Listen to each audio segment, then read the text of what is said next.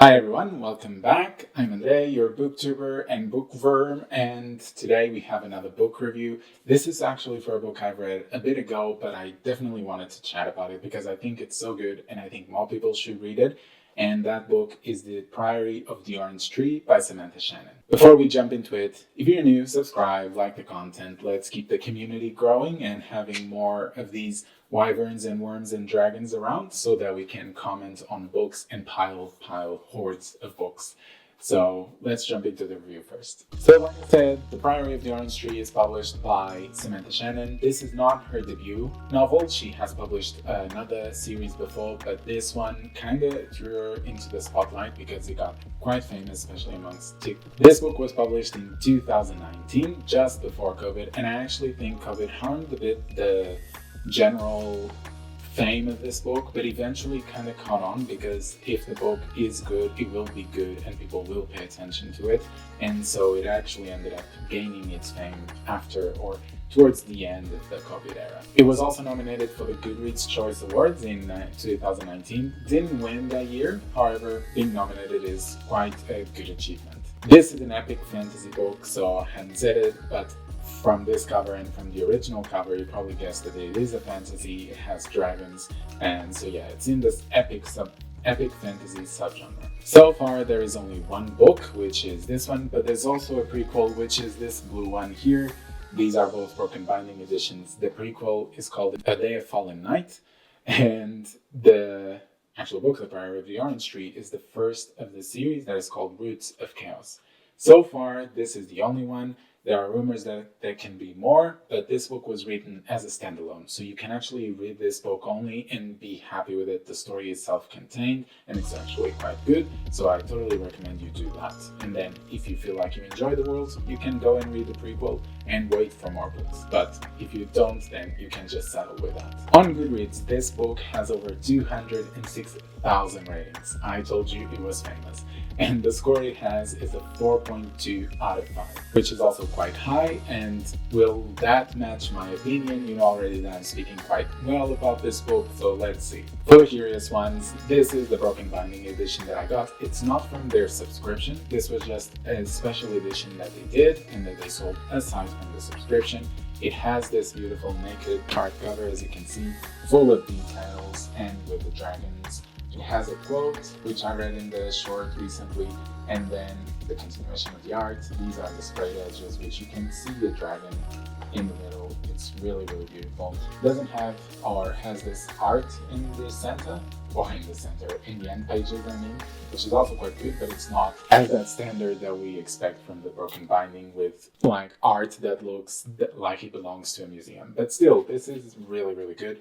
And like I keep saying, if you want to give a gift to a friend that they like special editions or they really love a book that the broken binding has, this is a perfect gift. But before we jump into our review, let's start with the synopsis. You know the drill. I will have a timestamp floating around if you don't want to hear any details about it. Although, considering that this book has been around for 5 years now, I don't know how you haven't heard anything about it. But either way, you have the timestamp, you have the option. If you prefer to stay and listen, then let's go do it. A world divided, without an heir. An ancient enemy awakens. The House of Baratnet has ruled Innis for 1,000 years. Still unwed, Queen Sabran the Ninth must conceive a daughter to protect her realm from destruction. But assassins are getting closer to her door. Iad Durian is an outsider at court. Though she has risen to the position of lady-in-waiting, she is loyal to a hidden society of mages. Iad keeps a watchful eye on Sabran, secretly protecting her with forbidden magic. Across the Dark Sea, Tane has trained to be a dragon rider since she was a child, but is forced to make a choice that could see her life unravel. Meanwhile, the divided East and West refuse to parley, and forces of chaos are rising from their sleep. Okay, now that we're back, let's start with our plot. And in this plot, we follow two main POVs. Of course, there's some extra POVs around it, but I think there are two main ones. One is Tanae, the other one Iad, and they represent the two big factions that exist in this world, the East and the West. Or at least they represent a window into these cultures, because they might not necessarily be from those cultures, but they allow us to experience them as if we were experienced with them for the first time. So you learn as the characters learn. And that's a good strategy, a good tool to use, because that way there's not info dumps being dumped into the reader, and it's almost like a learning experience for both. You connect more with the characters, but I'm diverging because that's more character and writing, but I want to focus on the plot. For the plot, I think these two main POVs have very good plots. They show us how things develop and end up integrating with each other towards halfway and towards the end of the book.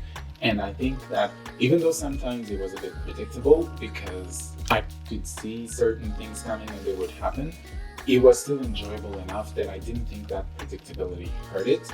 And I think that there were still parts where there were small plot twists that I did not see coming, that I wasn't expecting, and that they would surprise me. There were some moments where I knew something was wrong or something was too mysterious, but I couldn't exactly pinpoint what. And so that ended up surprising me, and that must be given points, of course. And for such a long book, this book has a lot of pages. I don't know exactly how many. I will put the number around here. But for a book this long, it's actually good that I didn't feel like the plot was slow or that was dragging on. There was always something going on, and something that made me want to keep reading and not feel like, oh god, this book, why doesn't it end? And of course, not everything is positive. There were some parts towards the last third of the book that I felt that maybe we were adding too much to the plot and too many layers, and some of them could have been shaven off. That kind of hurt the plot towards the end because the last part felt super rushed, and I think a balance towards that last third would have been better and would have greatly improved the book. So for the plot, I'm going to give it a 4 out of 5. Now, as for characters, I think the cast in this book is quite refreshing. There are a lot of female characters that you don't see all the time, and also LGBT people around that also play important roles and that show representation. And not that that is the main focus, it's just that the fact that they exist gives it a good bonus point, let's say, because it's something refreshing. And I think it was also the fact I felt it so refreshing because it wasn't overly emotional or overly extreme in the situations that they were represented. It was just like they were any of the characters and they were just doing their role as a character should. So I felt that was very well done. I think each character is full of depth, full of charisma, and they have their own goals, ambitions, fears. The characters that are supposed to be annoying are annoying. The characters that are supposed to be heroic are doing their heroic deeds. So I can say that Samantha Shannon knows how to write characters. However, I did feel like some of these main characters had a certain je ne sais quoi missing, something that I can't exactly pinpoint what, and maybe it was just that I wasn't connecting because the main cast is female and I'm male, and therefore there's something missing, although that has never bothered me before.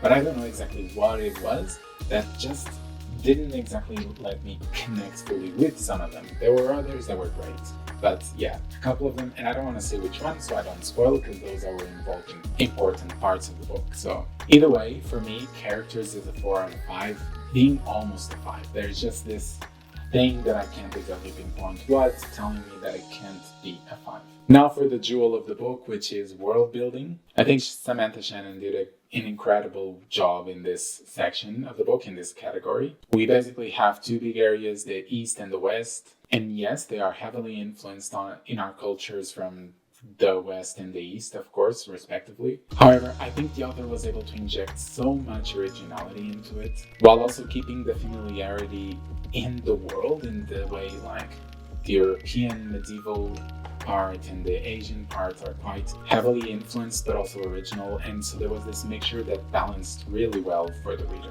There's also, for the ones that are more fantasy focused, there's 2 magic systems, or 2, let's say for now, and there's 2 types of dragons, so there's plenty of fantasy themes and fantasy elements that make this book really good for a wide range of fantasy fans. I don't want to reveal too much again because of spoilers, because this is a spoiler-free review, but I think the combination of all of these aligned really well, and the history and the lore all make a lot of sense in this book.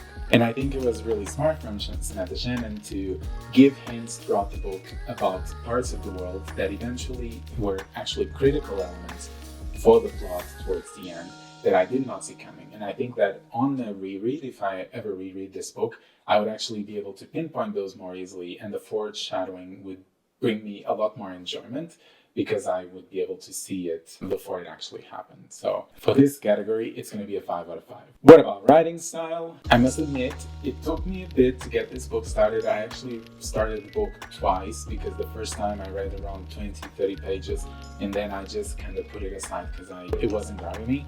And the second time I just forced myself to go through it, and eventually I was able to finish the book. And the thing is, the prose is not complex. I think it's quite direct, quite simple, so it wasn't that I was feeling too bored or the prose was too purple for me and I was feeling confused. Nothing of that. I think it was quite direct, good for a lot of action.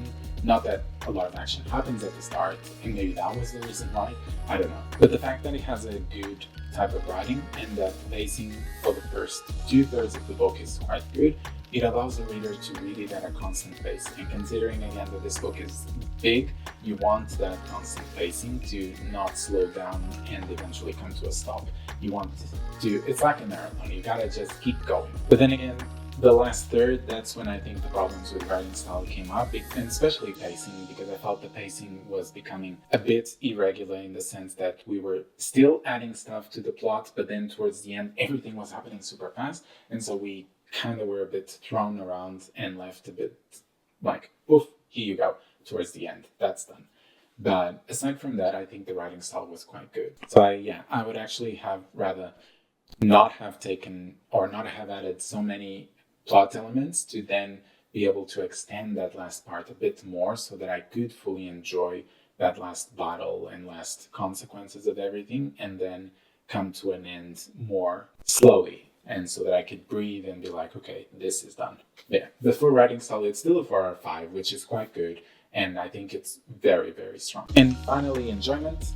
Like you imagine, I enjoyed reading this book. At the start, yes, it was hard. It was like getting a rock moving, but once it's rolling, and it just keeps going. So that was my main thing about this book, the start, because after that, I was enjoying reading. It wasn't a book that I was like, oh my God, I need to read this and I can't do anything else. No, I still had patience for other things and for other books, but it was still quite enjoyable to read. So for me, this category will be a 4 out of 5 as well. Okay, and so we finish our categories. Just a reminder, we have 4 for plot, 4 for character, 5 for world building, and then 4 for enjoyment, and 4 for writing style, which gives us a total score of 4.2 out of 5, which is exactly the same as the Goodreads. So once again, I'm with the average population, so you don't really get much more input from me than from Goodreads in this situation, but keep watching my videos because they're more important than Goodreads. I'm just joking. I totally recommend this book. I think it's a great fantasy standalone, especially because you don't see a lot of standalones in fantasy. So this is a great opportunity for just a quick, because this book is big, a story in fantasy with great world building, imagination. The mix of the two worlds of East and West is very well done and not very often seen. So it's a good opportunity to explore new worlds. And my advice is, if you're struggling at the start, just push through it, push past like 50, 100 pages, and I bet after that you'll start enjoying it a lot more, believe me. But if you've read this book already, then I want to know what you think. Do you think that this book is just as good as I said it? Do you think it's better or worse? Comment down below. And if you're new, don't forget to subscribe, like the content, and hopefully we'll be seeing you on Thursdays and Sundays. All right, see you soon.